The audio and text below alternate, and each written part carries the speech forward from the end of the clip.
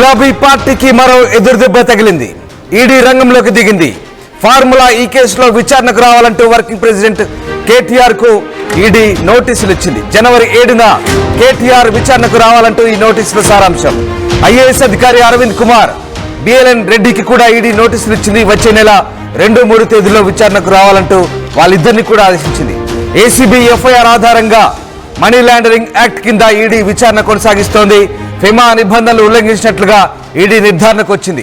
FEMA money laundering కింద ED కేసులు నమోదు చేసింది.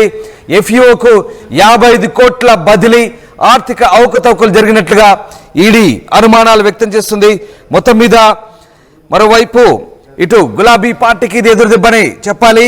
ఇప్పటికే కల్వకుంట్ల కవిత జైలు జీవితాన్ని అనుభవించిన సంగతి తెలిసిందే. ఇక ఇప్పుడు కేటీఆర్ వంతొచ్చిందంటూ వార్తలు వస్తున్నాయి. ఇక గులాబీ పార్టీ అధికారంలో ఉన్నప్పుడు ఫార్ములా ఈ కార్ రేసులో భారీ స్కామ్ జరిగిందని కాంగ్రెస్ ప్రభుత్వం స్వయంగా కేసు పెట్టింది. దీనిపై విచారణ కూడా చేస్తున్నారు ఏసీబీ అధికారులు. కేసు నమోదు చేసి దర్యాప్తు ప్రారంభించారు.